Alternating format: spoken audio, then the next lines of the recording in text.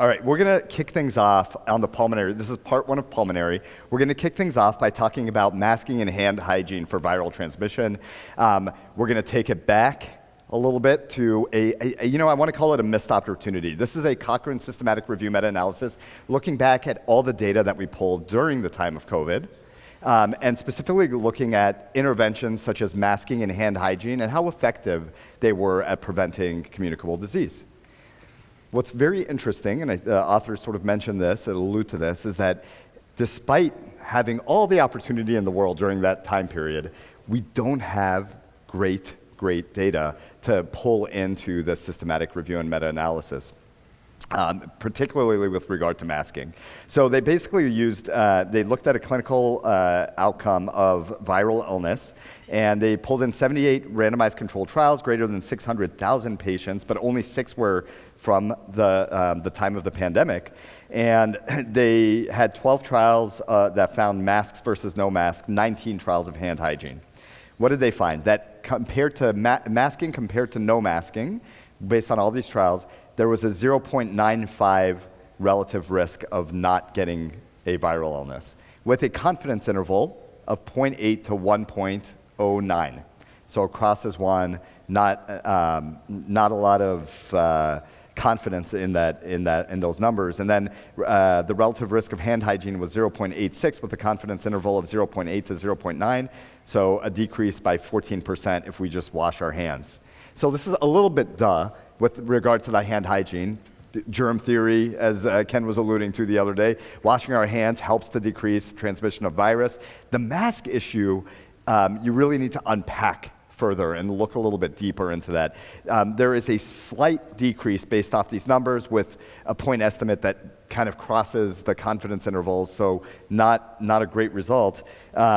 The 2 biggest randomized controlled trials that they allude to from this paper was the DanMask 19 trial, the one that was done in Denmark, and then a trial out of Bangladesh where they did a randomized controlled trial of villagers. Both of them have their flaws. The Bangladesh one showed I think it was like 45% compliance with masks in the intervention arm. The DanMask trial, there wasn't great compliance either with the mask. So there's a lot of criticisms of both of those trials. But this is where we're at. Based on all of the data that we have, the surgical masks that we use haven't, by the evidence, demonstrated a prevention of viral illness, but I don't think you can exclude that they work. Kind of crazy, right? That we had 5 papers yesterday on Paxlovid, but yet we don't have any on masks after COVID. Like, how is that not studied? I mean, anecdotally, of my N=1, I did not get sick the entire year that I wore a mask, and I always get sick when I work in the pediatric ED. So I'm still, like, if someone's coughing and sneezing, and I'm wearing a mask, and I believe that it works. In this Bangladesh study, first of all, pretty cool. They were able to do a study with 33,000 Bangladesh villagers, right? When they started that, the compliance initially was 10% with masks. They looked at it, they got it up to 40%. And when they did that, they found there was a significant decrease, particularly in people 60 and older who didn't get a viral illness. So 30% it was a pretty significant 30%. And that's only with 40% compliance. Can you imagine if everyone actually wore a mask? Maybe we would have seen even more benefit. So I don't think we know the answer. Even with social distancing, we don't know the answer. I mean, I remember I had a friend who got married during COVID, and for the reception, they had circles of your dancing space. It was like, this is your dancing space, this is mine. People had to dance like in their circle, which I thought was so funny. But it would be really helpful to know like what actually works and what doesn't. Because eventually we're going to have another pandemic, and it would be better to know. So kind of shocking there's not more literature out there. Yeah. All right, 162 looks at delayed antibiotics as a useful strategy. So one of the things I think I hear a lot, and I certainly see in my own practice, is that we prescribe antibiotics even when we think it's viral because the patient expects it, right? Our patient satisfaction scores, and we know the patients want something, and so there's this feel like we have to do something. So this is a Cochrane review, and Cochrane reviews are generally very good methodology, and they looked at delayed antibiotics, meaning you gave them the prescription but said don't fill it for 72 hours, no antibiotics, or immediate antibiotics in terms of efficacy and patient satisfaction. And they combined 12 studies over 4,000 patients, and they kind of combined a whole bunch of different stuff, which we know Ken doesn't like when you combine all these different studies, right? And they combined otitis media with strep, with common cold, to see what actually worked. So their primary outcome was symptom resolution, and shocking, in the group that had just a common cold, there was no reduction in symptoms in a group who got antibiotics. There was a slight improvement in folks who had strep or otitis media, but it was only improvement of symptoms by about a day. So instead of being sick for 7 days, they were sick for 6 days. But the more interesting part to me was that the patient satisfaction was the same between an immediate prescription, like go fill this today, and then having that 30-second conversation of, this probably isn't going to get better on its own, but I'll write you a prescription so you have it so you don't have to come back to save you that convenience, but don't fill it for 72 hours because chances are you're going to be better regardless. Those two groups had the same patient satisfaction compared to the group who didn't get any antibiotics. Those people were pissed. They wanted something. But it kind of gives me a little bit more confidence in saying that I don't think my satisfaction scores are going to totally plummet, and it gives me an opportunity where I think maybe it's probably viral. I don't really want to prescribe antibiotics, but they really want something, that maybe I can at least do that delayed strategy. Right, and oftentimes we think the interpretation of us not giving antibiotics is you're not trying to help me, you're not trying to make me feel better. And as long as it's framed that we are trying to make you feel better, well, let's give you some options that are gonna work for you. All right. So antibiotics don't work for your eyes. How about steroids? And so we know that steroids also don't work for upper respiratory or lower respiratory infections. In 2017, there's a good JAMA randomized controlled trial that came out looking at oral prednisone in patients that weren't getting antibiotics, but sort of basically had bronchitis type symptoms, lower respiratory tract. They gave oral steroids. There was no impact, no positive benefit. We're not supposed to be giving it for those. So this paper, it's a implicit chart review out of Harvard, where they looked at a national claims database from 2007 to 2016 just to see how often are providers actually prescribing steroids when patients are coming in for these sort of URI / lower respiratory tract infections. And they looked at a variety of presentations: bronchitis, sinusitis, rhinitis, influenza, URI. Weirdly, they included pharyngitis because during the sort of study period, it was demonstrated that some patients with pharyngitis can benefit from steroids. So we'll break it up in the patients with and without steroids. They looked at 9.8 million patients in this database, and they found that the rate of steroid prescriptions within 7 days of these presentations was 1.2 million patients, so about 12%. 1 out of every 10 patients was getting steroids that are non-indicated. Now, what if we take out the 240,000 that had pharyngitis? Then you still have a 10% rate of steroid prescriptions. And the bottom line here being that the authors are stating that we are providing steroids sort of inappropriately for patients that don't have the indication for them, and to kind of watch out about our steroid prescribing when it's not needed. When I used to work at a freestanding ED, I think there was a lot of focus, again, on that patient satisfaction, and some people give steroids for everything, right? You've got rheumatoid arthritis, here's some steroids. You got some strep throat, here's some steroids. You have a cold, here's some steroids. And it was like, I'm just gonna give you something. So I do, in sore throat, because there is some data, I do use steroids to help resolve symptoms, but this is like, again, people who just have like a cold or upper respiratory infection. The one kind of caveat I saw with this study, they specifically excluded patients who had an indication, they said, for steroids, like asthma or COPD, right. Yep. But then they had a fair amount of patients, I think underlying here, who did have some COPD, so that maybe not an active case, but I'm trying to give them the benefit of the doubt. Maybe they had some wheezing with their cough, and they're like, well, it probably can't hurt, so maybe I'm just refilling their meds. They're not even because of the URI. Yeah. Because it's a chart review, we don't know really what their process was of why they prescribed it, and 88% still complied and did not give steroids. So I think we're doing reasonably well, but it does kind of bring up the point that we shouldn't be just throwing steroids at everybody. It's part of the great part of this course is like, what are the indications where it works and where it doesn't it work? And we'll talk about a few indications where steroids are indicated in respiratory tract infections. Absolutely. Well, what about macrolides? So macrolides are those class of antibiotics, so your azithromycin, your erythromycin. They are effective against gram-positive. Zithromax or azithromycin also has activity against H. flu and Moraxella. And then, of course, you're really treating your atypicals. So your Mycoplasma, your Legionella, your Bordetella, kind of that walking pneumonia. I always remember in my practice thinking that if they really had pneumonia, I'd give them a real antibiotic. If they had more of this kind of upper respiratory, I would give them a Z-Pak. But I think we tend to underutilize and forget how important macrolides are because of all those atypical coverages. And this was a study, it was a Middle Eastern study, and it's not great methodology, but they really tried to look at really all different types of nations. So this wasn't just developed countries. They looked all over the world to see what is the most common.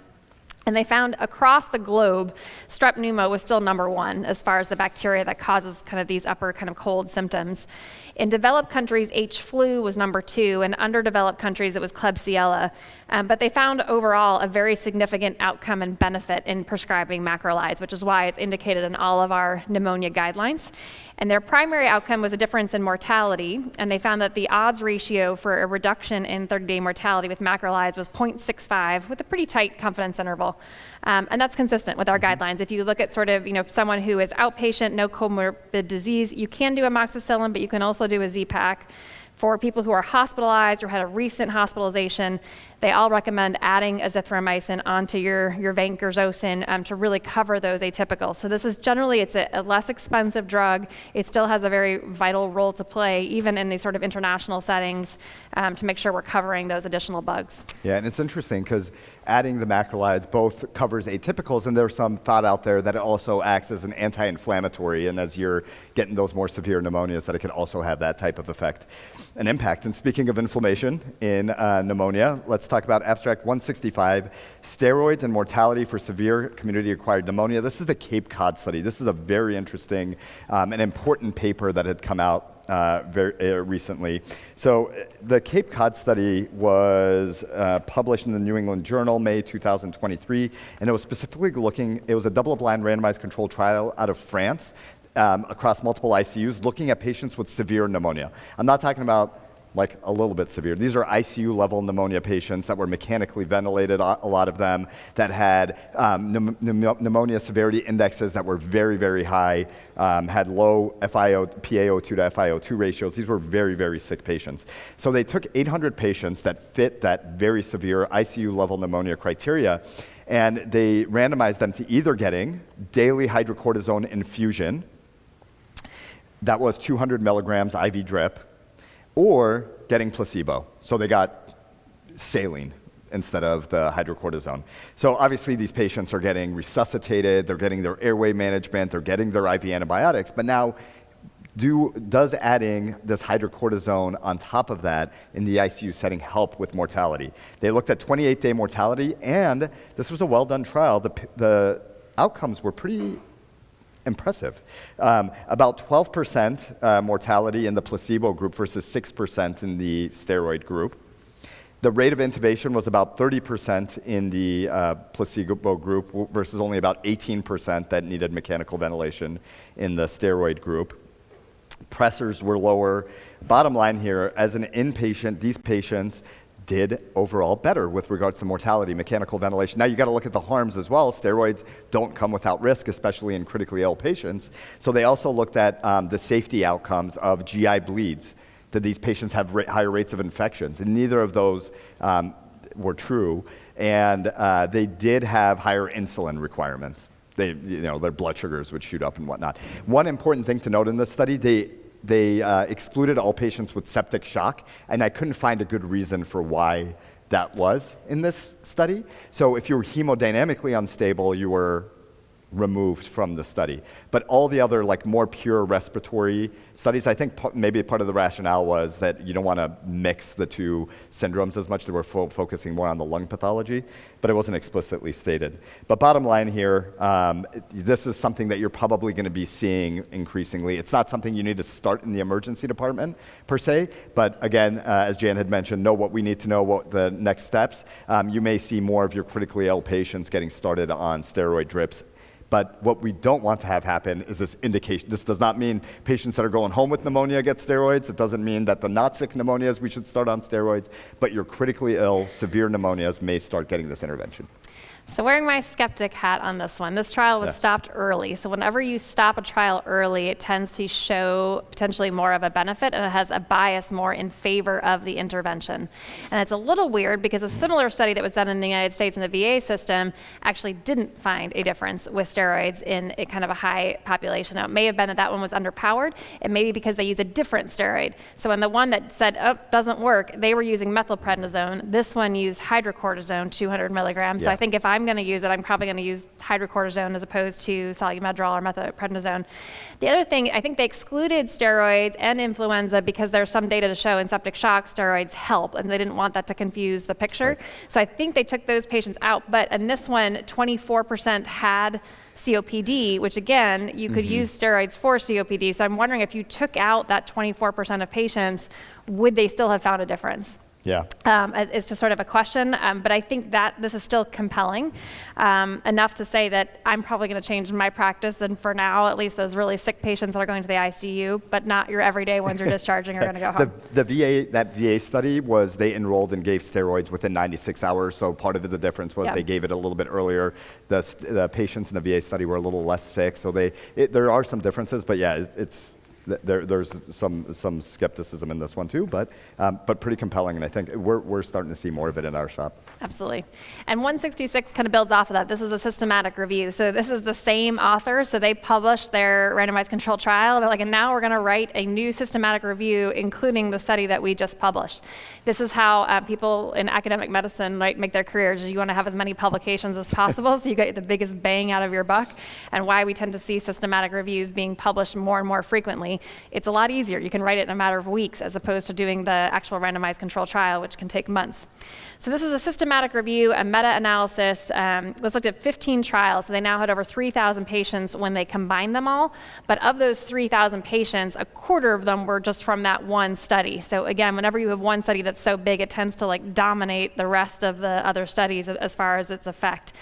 Again, these were sick patients. 6 of the 8 studies were done in intensive care unit. 9 only had severe community-acquired pneumonia, and they found the mortality with steroids in that group decreased from 9% to 6%. It also decreased the rate of ARDS, and no change in adverse admissions. So they found that it didn't change your ICU admissions, but that kind of makes sense, right? Because it takes at least 24 hours for the steroids to kind of kick in. So you're still admitting the patient to the ICU, but it will generally improve their mortality. So again, the data seems to be in favor of it in the severe kind of group, but we may see more data coming out in the future. Which tracks? They found that it benefited the severes, but not the non-severe cases. So kind of fits with the literature. 167, we're going to shift gears from pneumonia to pulmonary embolism. And I like where we're starting with pulmonary embolism. It starts with, we're not talking about the scoring systems, we're not talking about CTAs, we're talking about clinician gestalt. You all, when you see a patient and you're doing your history and your physical and you walk out and you're like, I think that's a PE.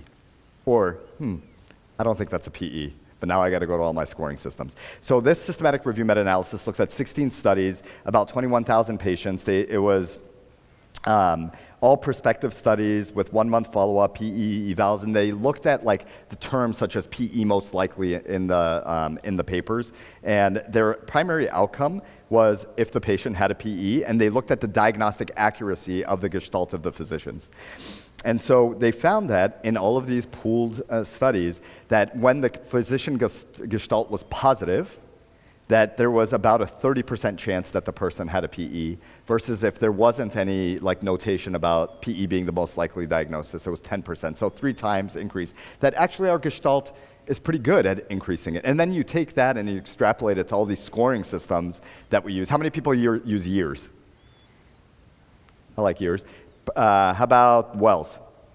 Okay, we got some Wells. How about PERC? Okay, and then Geneva. All right, so of those, the 2 that actually explicitly rely on gestalt are the years algorithm and the Wells. They explicitly ask, is PE the most likely diagnosis? And that drives a lot of that score. And it makes sense that those scores' performance characteristics are relatively good, because it's driven a lot by this physician gestalt that does seem to have a decent diagnostic performance.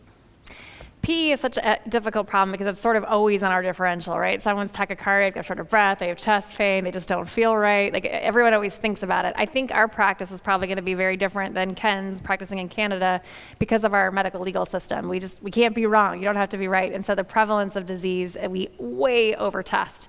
And that's really the look at 168 here. Is over testing of PE still a problem? Yes. Next paper. No. No, this came out of the Europeans who they were really excited and said that across 26 centers in Europe, we have all these new decision aids. They really thought, bless their hearts, that with all these decision rules, maybe they would decrease the amount of studies, but they were somewhat horrified to find that over the past 10 years, despite all these new algorithms and testing, that testing went up by about 20%. And because of that, their positivity rate went from close to 17% to 15%. And they're saying because we're scanning all these really low risk people that have a very low probability, now that yield continues to go down. 15% by US standard, that's pretty good. I wish our positive rate was 15%. Anyone want to guess in the US what our average positivity rate is for CTs, for PE? It's as low as 1% in a lot of places, 1 to 2, because we're scanning everyone. Again, going back to my conveyor belt of getting your CT scan through triage on your way in. So it's really meant, we talked for a long time in the US about creating what we call safe harbors, that said as long as you practice within a standard and you document why you're doing stuff and you chose not to do the CT, but the trial lawyers they give much more money than doctors do, and they show up every day and they forcibly fought that legislation. So now we are still held to this, well, what if we miss it?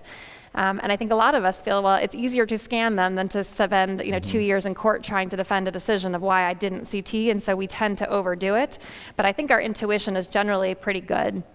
And at least with Wells and years, we now have kind of calculated risk scores that if patients are a certain age or they're pregnant, that we can now try and increase that threshold to make it a little bit easier for us to avoid doing some imaging. Yeah, I mean, it seems like every time we look at like the number of CTAs, no matter how many scores we introduce or how much discussion there's around it, it's just this steady, we had it, the answer box, it's right there. We're going to order it. And then the ones we're finding, especially in these low-risk patients, tend to be the lower risk, right? Yeah. They're really small, tiny subsegmental PEs that it's like, does it really matter? Probably all of us sitting in this room for 5 hours, probably 3 of you have gotten a PE while we're sitting here, right? But it's so tiny that you don't even have any symptoms from it. So the more we do CTs, we're catching sort of these incidental findings that probably doesn't change outcome, but that's still debatable of how we kind of treat those ones. And then it puts you in that conundrum where you're sitting there going like, well, I wasn't even looking for a PE. And now I have this person with a PE. Can I do it as an outpatient? Yeah. Now I got to look at that whole body of literature. Comment, question? Oh, by rate. I was like, I love that. All right, abstract 169. This is the last one. We were efficient. We got one more after that. Okay, one more after. Okay. Yep. Abstract 169. Wells and years scores and safety in pregnancy.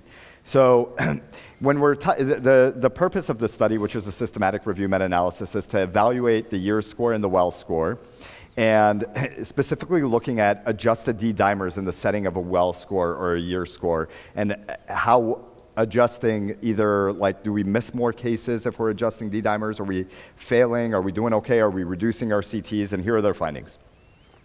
They enrolled all the studies. There were 28 studies, about 900 patients, based on largely on these 2 trials. Pregnant patients with suspected PEs and had adjusted D-dimers using either Wells or the years score.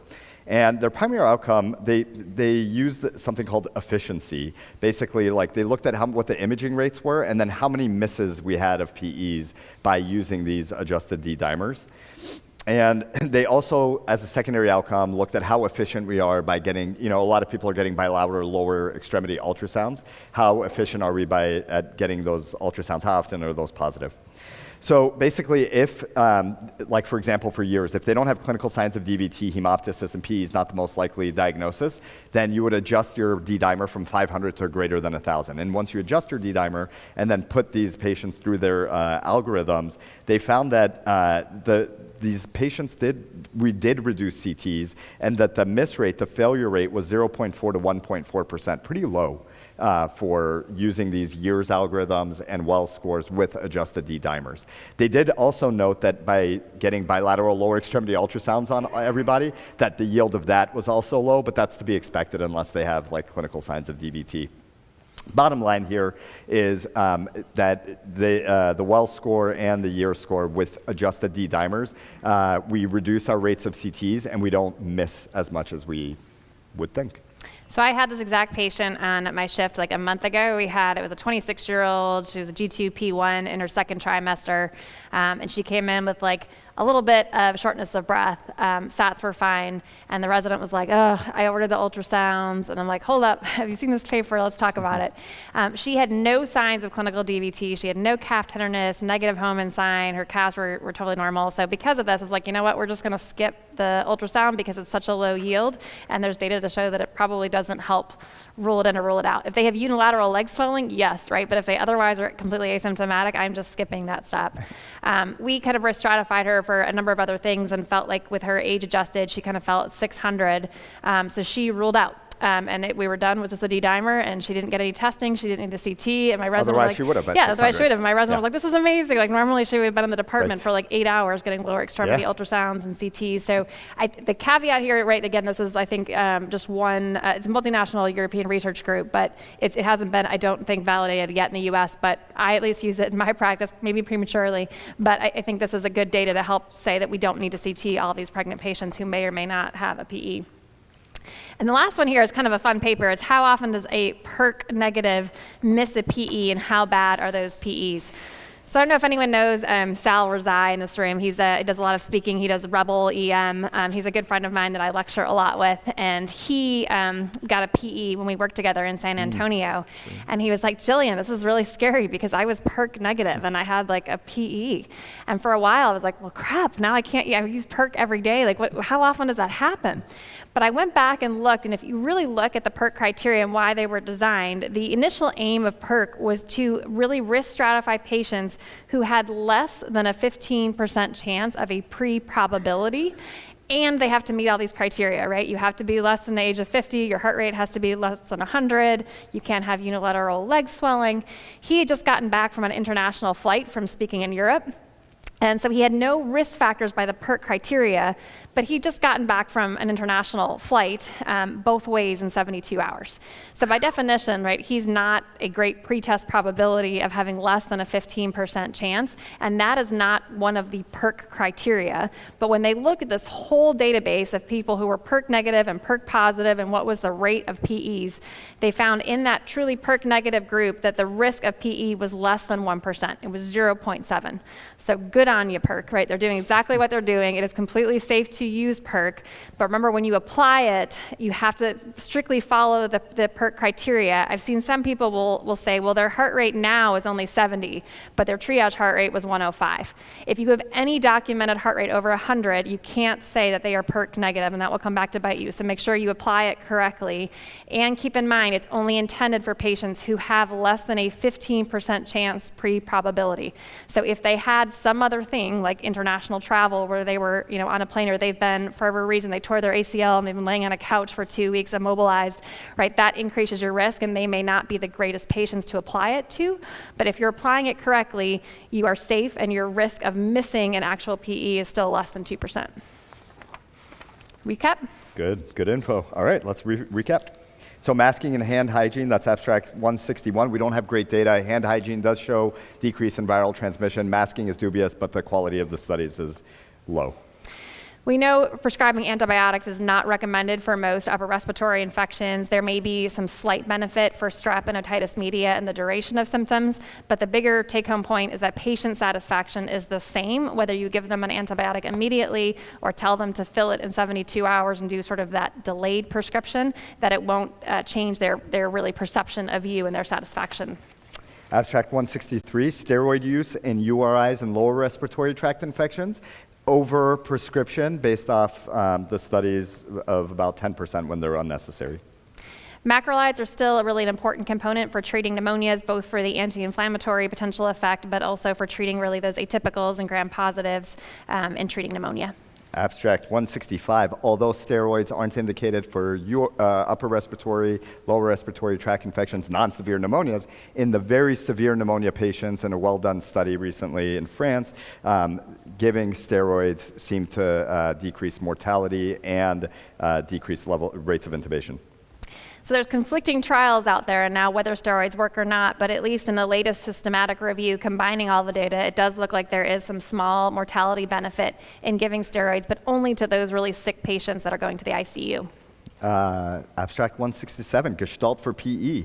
Much better when you think it's a PE. That's not a surprise, by about 3 times. Combine that with some of these clinical decision tools and you should be in a good place. Over-testing for PE is very much still a problem. And then 169, wells and years, safety in pregnancy, use the adjusted D dimers.